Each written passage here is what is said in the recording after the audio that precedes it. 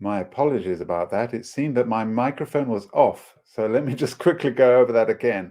Hi, everyone. Welcome to this Google Digital Garage training session on answering questions with data. My name is Benedict. I'm a trainer for Google's free skills training program, Google Digital Garage.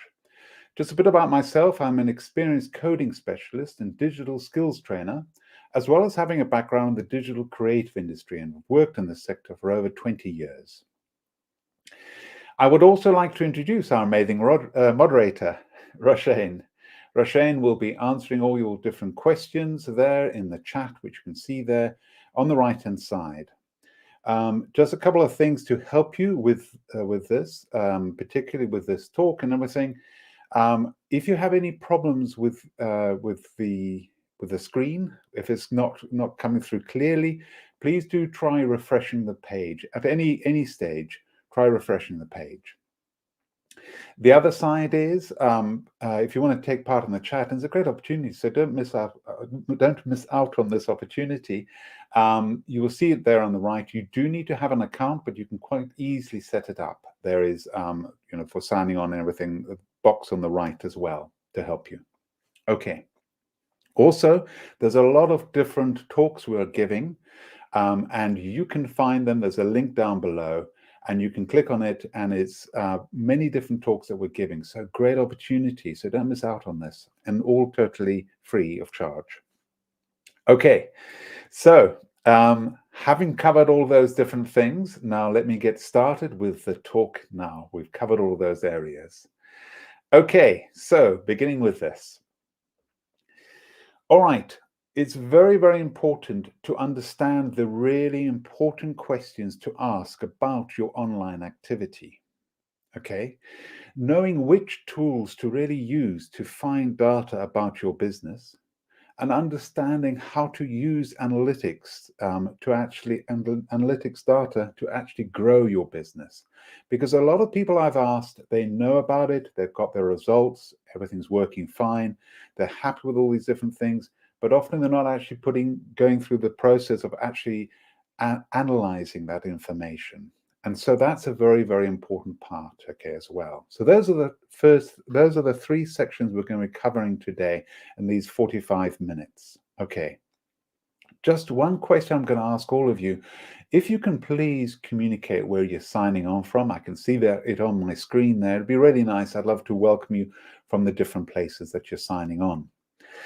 Thank you very much, Sybil. My apologies that the microphone was off at the beginning. Welcome.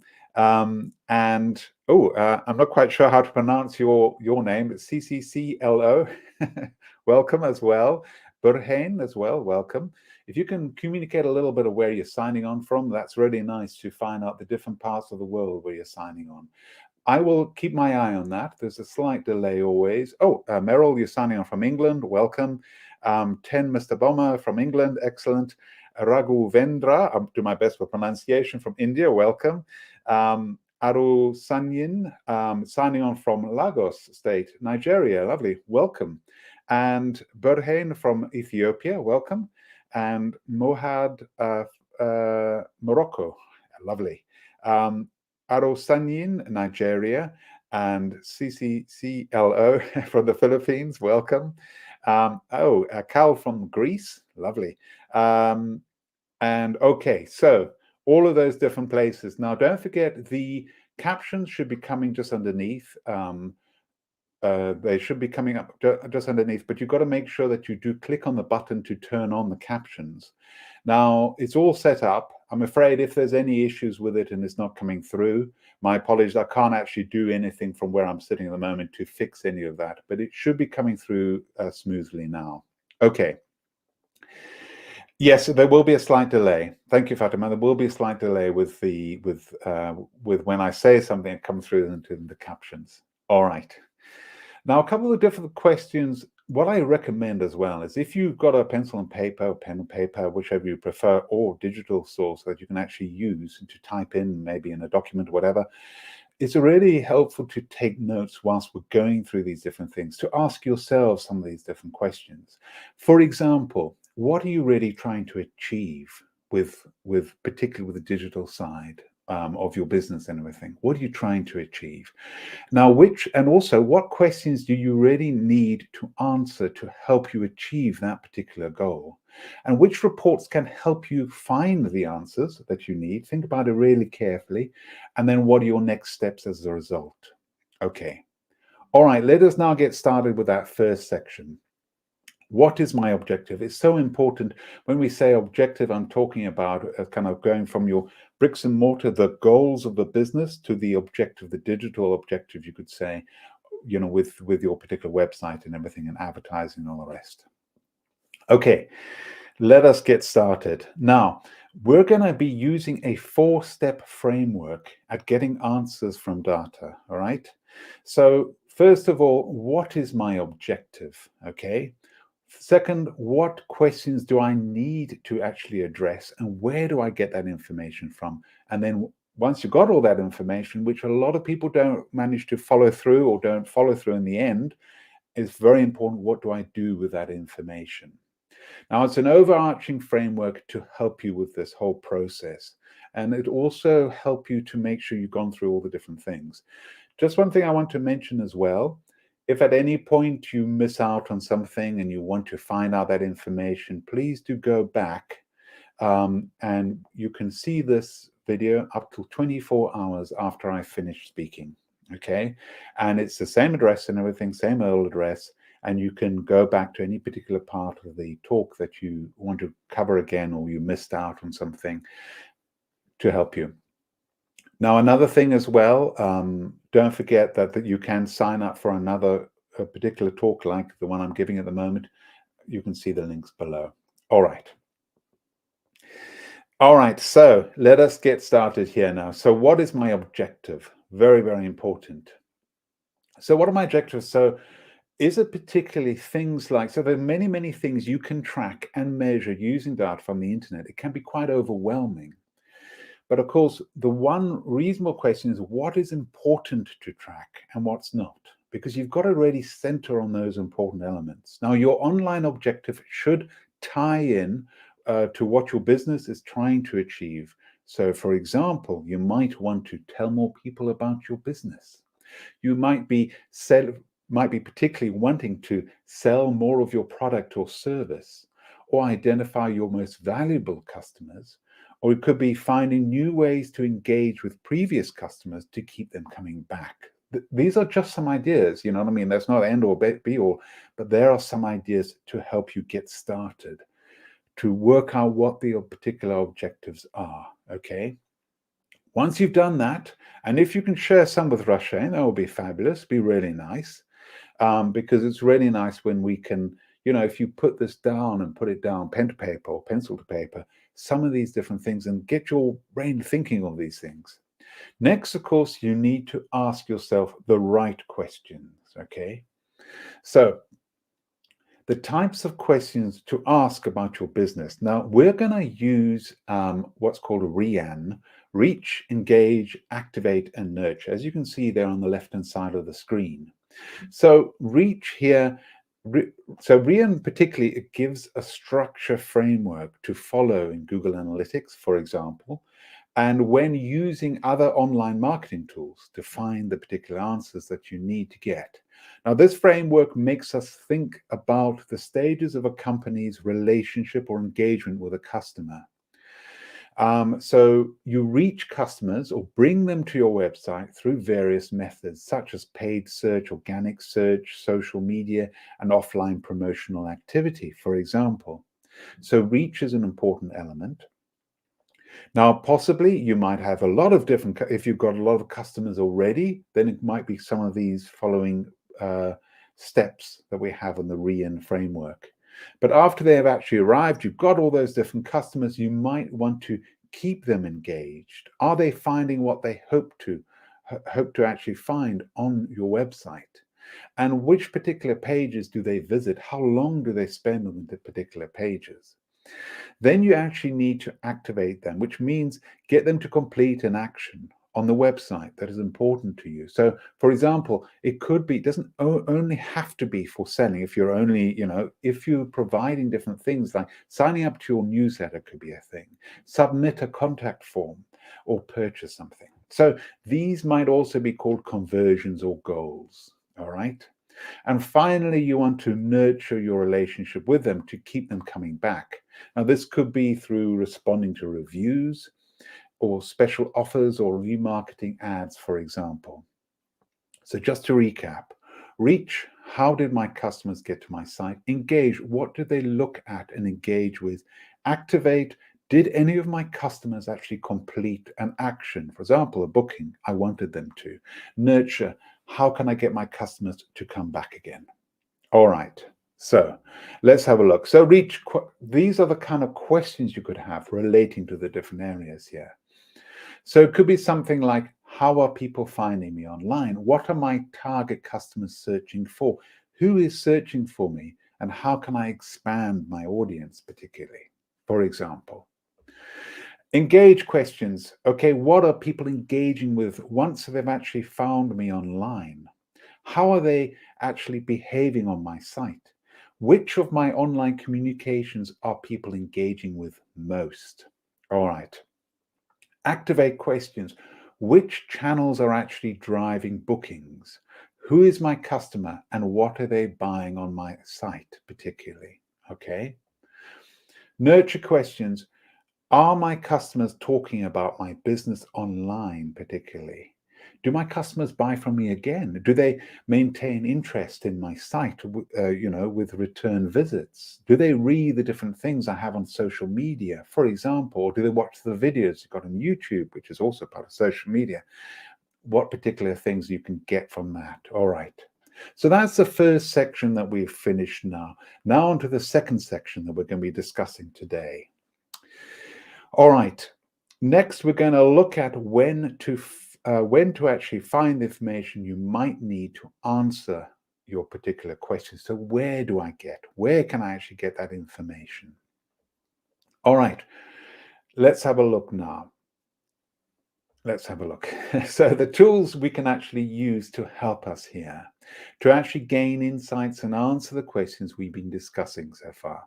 So if you have a business account on a social media platform, they tend to have their own tools to help you understand the data. You can also use a social media scheduling. You could use something like Hootsuite, for example, which actually pulls together your social analytics across different platforms. And then you've got organic search data can actually be found the likes of Google Search Console. Now, we're going to be discussing that today, Google Search Console and Google Business Profile we will be touching on as well. Now, you can track every click made on your own website using Google Analytics, which, of course, we're going to be particularly discussing today. All right, so let's take a closer look at some of these options. Here we go. So social media page insights. Could be places like, Facebook, Twitter, Instagram, YouTube. Just about every single form of social media, they offer page insights. They give you feedback. Or analytics, it could be called analytics, could be insights, depending on the particular social media that you're using, where you can actually see how people are engaging with your social media and finding you. It is a super handy tool if you actually have a social media pages set up for your business. Now, if you don't yet have a website, social media might be the main way to engage with customers and find out more about your audience, particularly, okay? Also, tools on all business pages that come at no cost, and you can measure all on-page activity, and you can get information about page fans as well. You'll see there, particularly, we have there on the right, we've got the audience. I'll just take myself off the screen quickly so you can see it a bit more clearly. Audience, 8,307 Facebook followers. And we've got here age and gender, men, 50.9%, women, 49.1%. So it's not much difference, just slightly more men there. And you can see, particularly with the age group, and particularly it's 25 to 34, you can see, seem to be the main age group, particularly. All right. So moving on from this. By the way, please do fire away your questions because, of course, we're here to help you. Rashane is very, very capable. She'll be answering just about all your questions there. Some she'll be kindly passing on to me. So do take advantage of this opportunity to communicate with us. That's what we're here to do. This is all live so that we can answer your different questions. So fire away with the questions, obviously related to what we're covering today. Okay, so benefits of social media insights. Now, understanding particularly what content performs best, all right? Because the big thing is, of course, you put content out there. Now, is this working or not? So with the feedback, you can get information about which ones are really working for your different clients. It'll help you decide on your content strategy and where to invest your marketing budget as well, okay? You can also learn about your audience demographics on different social platforms, by understanding what your audience actually is and what they are actually interested in. You can actually better target them. Could be things like, as well, maybe, if you've got particular country, maybe you could look into maybe having some of the different things could be provided in their language as well, possibility. And then you can measure the impact of social ad campaigns as well. How many people have you reached, and how well has your budget, performed? And then you've got leverage insights to improve your performance, understand your customer base, and improve your branding. Of course, social media, the big thing as well, is a great place for communication as well. Okay, so getting started with social insights. Okay. Excuse me, make sure you have a professional business account or page. Now, most social media platforms offer this setup at no charge. Now, before you actually get insights on your page, you need to be active. Start creating posts and sharing content to reach people online. These can be images, can be, videos or text, text-based posts, particularly what is best for you, for your company. Now, posts can be unpaid, organic, of course, which is ideal, or can actually be paid. Now, paid posts help you reach more customers or, get more engagement depending on your strategy. Because the point is, if you're putting posts there, your followers will see it and the friends of your followers, which is great. But if you're wanting to particular target to increase your reach, then you could be using actually paid posts, and then you can really target to particular people you're wanting to target. Okay. Now, after a few days, you will be able to view engagement, visits, likes, shares, among other things. From this, you can actually see what posts are popular and adjust your strategy accordingly, always using the information, the feedback. Now, on Meta Business Suite, which is Facebook, Instagram, WhatsApp, you can actually use the Ad Center to see insights on any paid posts you actually create. So that's Meta Business Suite. You can adjust your budgets and goals from there as well. You could also consider using third-party platforms. I've mentioned already Hootsuite. There's also Buffer, Sprout Social is another one, for additional insights across multiple social accounts, because you can be combining them all, so you're not having to go to each one separately, and also it gives you more additional insights to help you. All right, so that's Buffer. These are just some examples: Buffer, Hootsuite, Sprout Social. So the third-party platforms. Okay. All right, Google Search Console. Now, as soon as you put your website on the internet, Google detects that your website has been added to the internet. I suppose you say a little bit like, a spider detects through its web. It can pick up the movement of the particular web, and of course obviously with a much better way, because these are good spiders and bots it sends out to get information about your website, because of course they need to find out as much information as possible so they can create index for your particular website. So when people are searching for particular things, if it matches your website, then you could be appearing in the organic search result. Okay. So it's a tool, of course, that website owners use to understand how the website is actually ranked on organic search, all right? So when people type keywords into Google and your site appears on the results page and what search terms their site is being ranked for as well. So it also integrates with Google Analytics. All of the different apps that Google provides, they all integrate and they work together very well. So you can actually see your Search Console data in Google Analytics as well. It's very useful. It gives you a lot of feedback. If you have things like you've got an image, if you put an image and you take it with your very nice, expensive camera, there's wavelengths that we can't see. It cuts those out, and then it also compresses the image so that it's less memory, so it loads quicker on your page. So that's called optimized for the web. So it'll give you feedback about that because once you've gone through the process, it'll send information to you to help you if there's any issues with your page. If there's things like, for example, you don't have alternate text, which is ideally for people who have problems with their sight or are blind, it's very helpful because then alternate text will read what the image is trying to communicate and what's been put there. All right, just as two examples. So Google Search Console, of course, integrates all this information and helps you with some of the different feedback. It also gives you some feedback as well on what particular people are actually using to find your website, what particular keywords they've entered. You can see there on the right, you can see particularly, in fact, I'll move across just so you can see it a bit clearer. You can see there some of the results of what particular people were looking for further down the page, actually, what particular things they were searching for and that's how they found your website. Okay, let's go through this with the full process. So benefits of Google Search Console Insights. Sorry if I'm repeating myself, but I've kind of going over what I've covered there already. So check that Google can find your website. Okay, very, very important. And then you can troubleshoot as well issues and get alerts for new issues as well.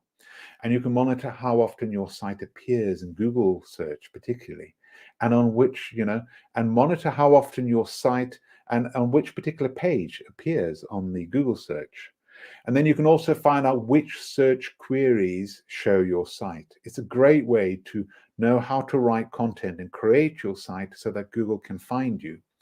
Of course, for example, things like if you have a blog, I always often think of it like an octopus. It's got many different tentacles, and of course, the head of each of the tentacle is a title. If people are searching for that, they find your particular website, that is very, very important. So that is an area which you can take advantage of. So certainly with Google Search Console. Okay. So getting started with Google Search Console, you sign up at, thank you very much, Roshane. She's providing you there with a link there for signing up for Google Search Console. Then, of course, you verify your site. Verification, of course, is a process of, proving that you own the property. This is your website that you claimed and that going through all that process. And to get verified, choose one of the verification methods listed and follow the instructions. Now, the verification page will list which methods are available and recommended for your site. Then check that Google has found all your pages using the coverage reports. That's the coverage report. This shows all the URLs on your site that Google knows about. Okay, and of course you want to make sure that Google knows about your whole website, maybe except for terms and conditions. For example, we might not want those. Of course, you don't want people finding your terms and conditions because often it's a separate page and they can check up it if they need to, the link and everything, but it's not for for people to be searching for and coming across your terms and conditions might not be appropriate. Then view your site's recent performance on Google search, which is very useful. And after you've set up, it's recommended that you learn the basics of search engine optimization or SEO. You don't need to understand HTML or coding, but you do need to spend some time thinking about how your site is organized and written. Be willing to make some changes to your site to make it search friendly, as we call it. Now, the good news is that a little effort can go a long way to improving your search results. Okay. All right. Google Business Profile. Okay. It's another tool for organic search insights. Now, this tool allows you to manage your online presence across Google Search and Google Maps. This is what particularly puts you on the map, Google Map. You can sign up and add the details that are seen about your business. Now, a lot of you, when you sign up to this, might feel a bit nervous because you go through a process where it says, what is your address? And you might be thinking, okay, fine, I'm working from home. I don't want to provide that information. I understand that, but don't forget the address right at the beginning is for Google so that they can verify that, okay, this is your address and this is your business. There's a later stage where you go through where you choose for the public, and then of course, obviously you can choose a region and everything. You don't have to be, not providing your home address and everything. Now, don't forget, please, for a closer look at setting up this tool, check out your Get Your Business Visible on Google session. As I mentioned below, there's a lot of different webinars. There's a link there, and no doubt Roshane will provide you with a link anyway, just to help you. But it's a great opportunity. You can actually check it out. So that's Get Your Business Visible on Google. Now, Google Business Profile has its own insights as well. Now, all of these different things here, you can see the insights particularly. I'll just move myself out of the way so you can see it better. Direct people who find your business profile searching for your business or name or address. Discovery, people who find your business profile searching for a category, product, or service. And branded, customers who find your listing by searching for a brand related to your business, for example. So those are some of the different things. Okay, and that's showing for 1 month. Okay. So all of these things are really useful. And of course, the big thing is you're being put on the map, on Google Map as well, particularly for that. So benefits of Google Business Profile Insights, you can actually see the number of direction requests and clicks through to your website. You can see the total number of people who have viewed your business profile as well. You can understand how people find your business profile and what queries they use. And then you can use these to actually show up more on search and maps as customers search for the businesses, okay, for your particular businesses. All right. Getting started with Google Business Profile. Thank you very much for a change. We'll be providing you there with a link that you go through for signing on and everything. So you sign into your Google account, particularly. Make sure you sign in with the account you use to manage your business profile. Search on Google for your exact business name, and then select Promote Performance. Promote Performance, choose a date range to view data as well, okay? Now, these are really useful. People could be searching in your particular area or within that particular area. Maybe they're going to visit that area. They could be entering that, and then they could have your Google Business Profile appearing on the right-hand side of the search engine. This is if they're using Google Search Engine. Then it's very useful. It's totally free, Google Business Profile. The person could be clicking on the different links there. That is providing a lot of information, like times when they're open and all these kind of things, putting it on the map as well. So if they're actually going onto Google Maps and they're just searching for businesses like that, yours will appear there as well. Now, I have a 2D, 3D whiteboard animation company. When I was running it, there was I discovered how many different animation companies were in my area. But at the same time, though, when people were searching for it in my particular area, it would provide a map with the different pinpoints of the different businesses, which in animation, and that's really useful. And that would be on the first page. So it still does help people find you particularly. Okay, as I said as well, if you're going for just region, you don't want to provide, of course, your residence, that's where you work from, that's absolutely fine. But remember, the first communication is your address so Google can verify it. After that, obviously, make sure for your public that they can see, the region if you don't want this, if you're just for residents. Okay, the other thing which is very useful, a tool for organic search results, is actually Test My Site. Okay, Now, this is really useful. It provides information about your website. If there's any issues, it gives you a sort of rating, good or bad or slow, this kind of thing. And then quarterly, and it gives you a lot of feedback. Now, a lot of that feedback is quite technical, but don't forget, you can always just Google it or use another search engine to find out that information. And certainly on YouTube, often they're demonstrating these different things. You can find out how to solve it, whether you're using WordPress or GoDaddy, whatever you're going to be using. You can find the information there. And don't forget, if you've got a host and everything, which you normally have, you've got the domain, then you get the host. They are there to assist you as well. Okay. Benefits of Test My Site: see how quickly your site loads, very important. Get recommendations for improvements. This is a big thing, with the links to resources and tools, okay, to help you. And then learn how to optimize your site for a better user experience. You've got to want to make sure that for your user it's ideal and it's nice and smooth and clear.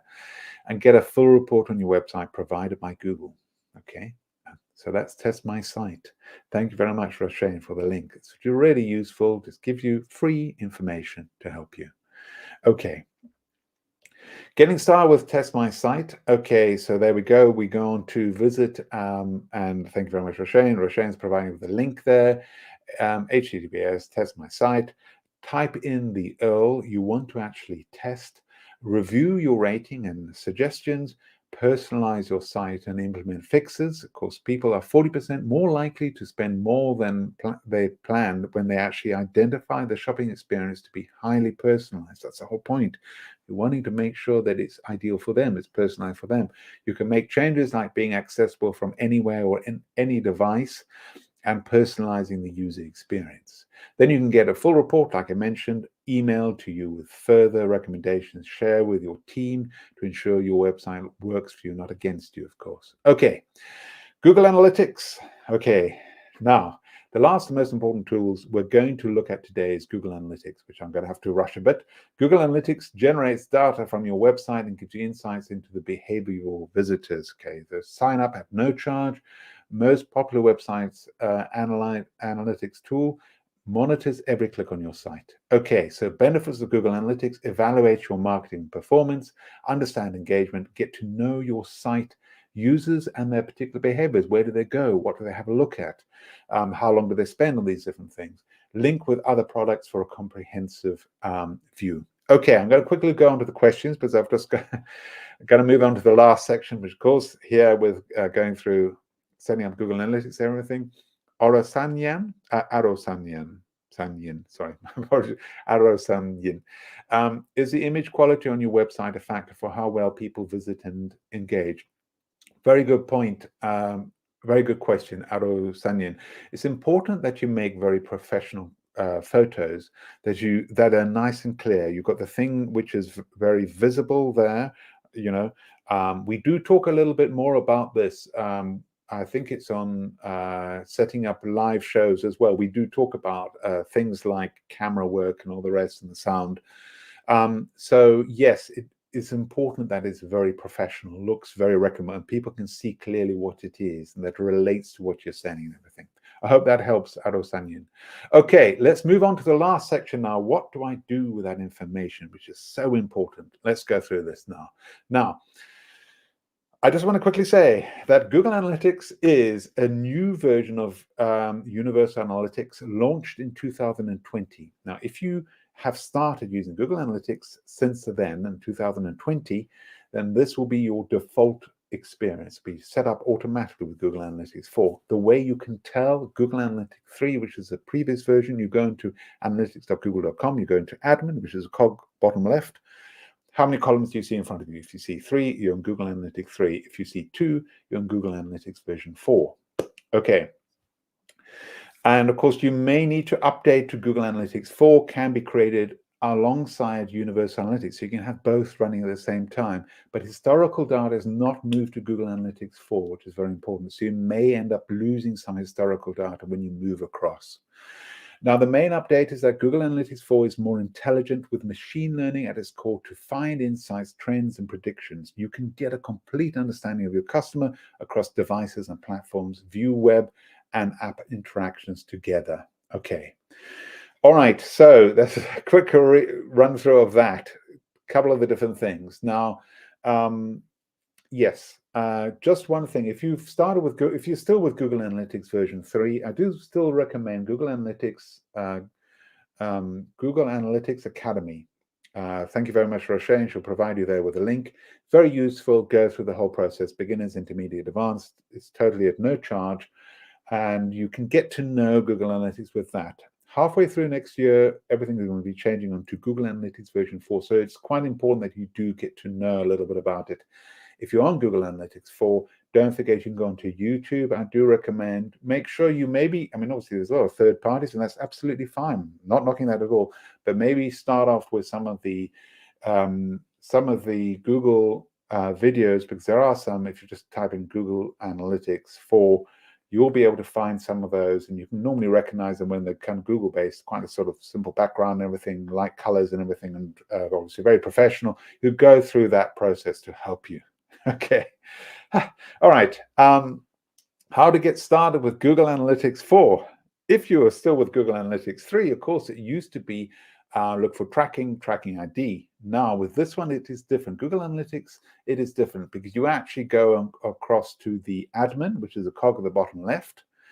So you go into analytics.google.com to, of course, to create an account. Of course, your basic information, details such as your website name, time zone, currency, that kind of thing.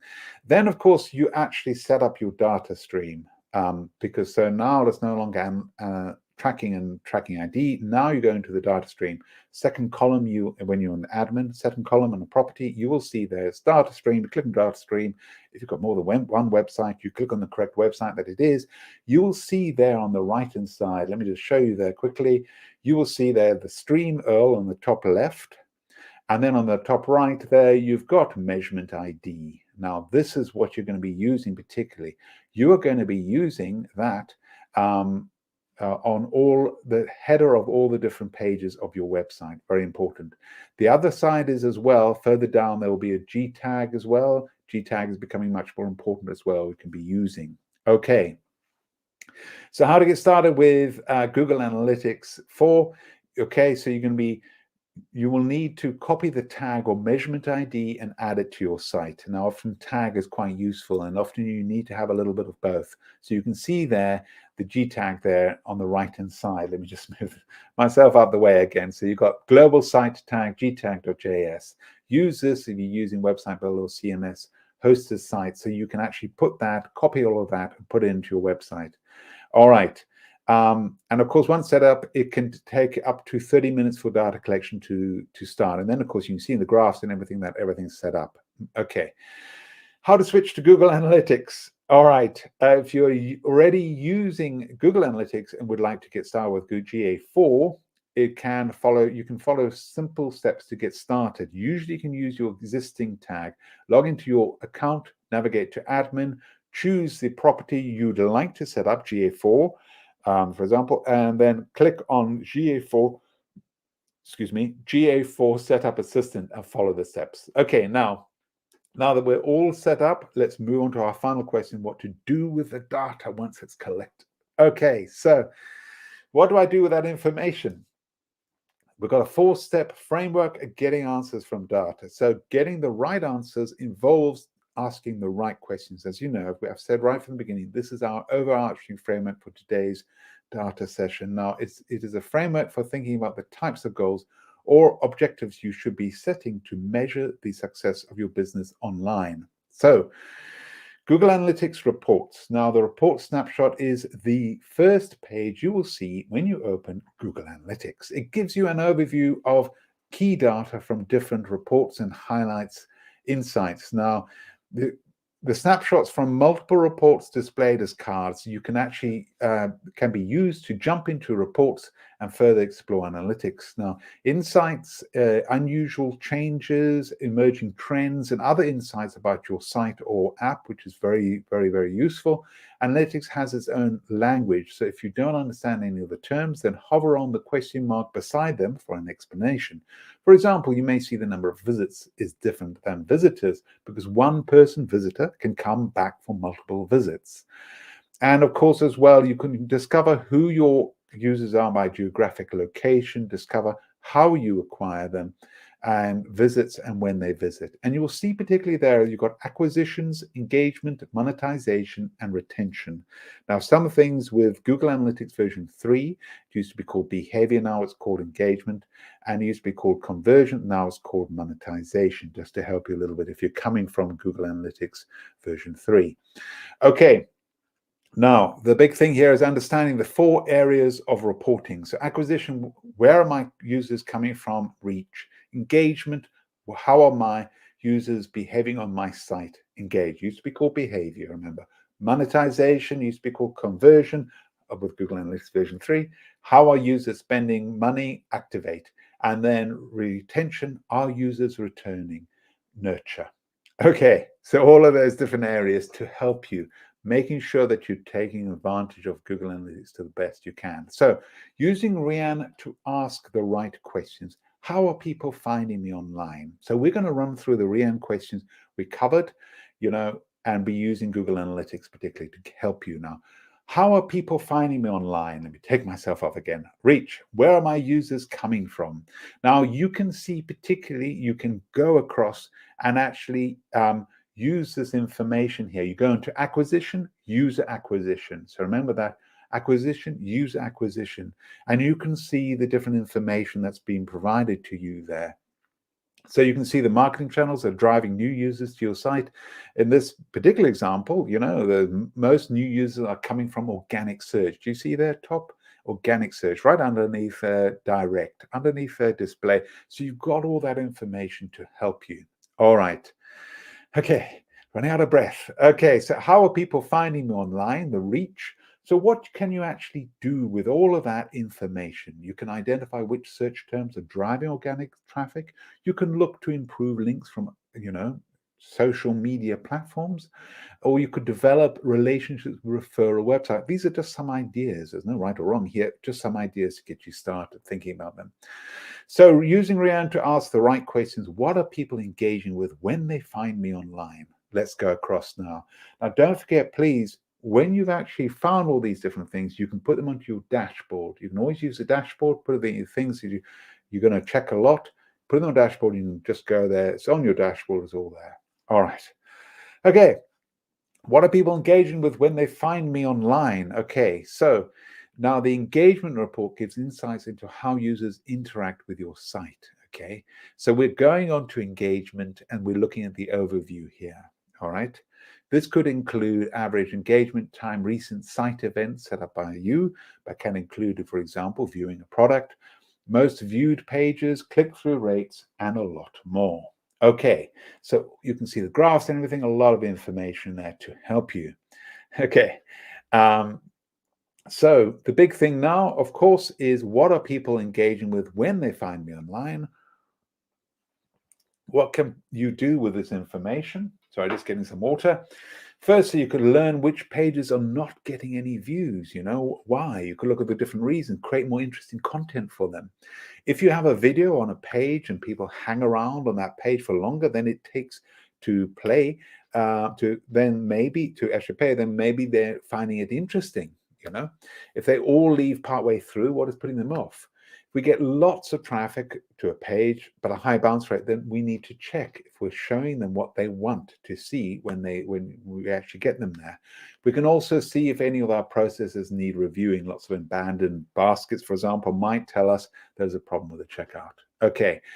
All right, how are users spending money on our website? Now, Activate is all about getting people to take the action we want them to take. It could be as easy to understand as a sales menu. If you don't sell online, it could be ringing us in order to book, downloading a white paper, or filling in the contact us. Okay, so a couple of the different things there. It's time to look at all of these different sides. So examples we've got here: total revenue, most purchased items and categories, and ad revenue. Often you need to set up some of the different goals within Google Analytics, which you can always find within the admin. Okay, and then how are users spending money on the website and everything? Okay, Which products are purchased most often? How can you develop or diversify this offering?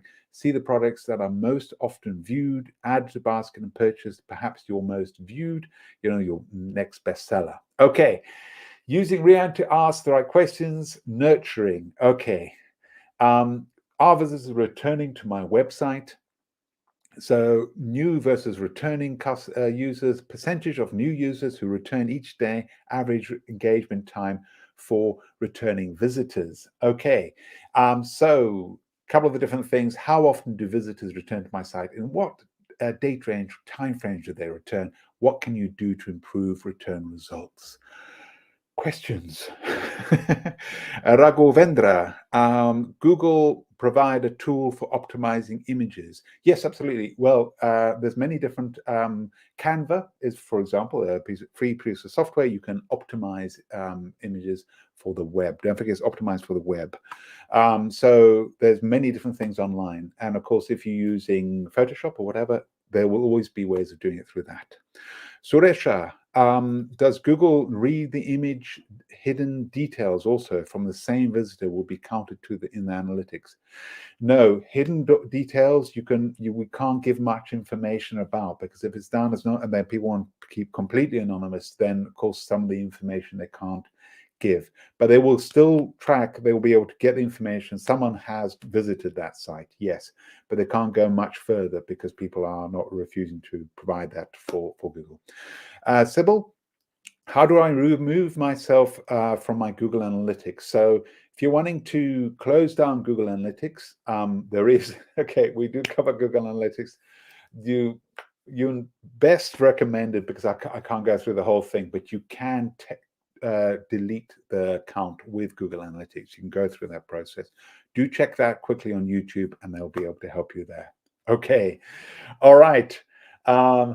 We're going to wrap up here, but we're out of time. We're a bit over time. So I want to, I hope that has been really useful. Dive into getting started with Google Analytics, particularly for version 4 today. As I mentioned at the beginning of the session, if you are interested in more training from Google Digital Garage, there are a few ways you can continue learning. If you have any questions about the content, do ask the questions. We are running many more Google Digital Garage webinars. You can see the different things. There's a link down below. Also, if you would like to carry on learning online in your own time, check out the Google Digital Garage website for more online trainings. For example, Fundamentals of Digital Marketing. It's a great one. Take you through the whole process. You can do it in your own time. Finally, if you have any feedback or questions on today's session, please provide it now. That would be fabulous.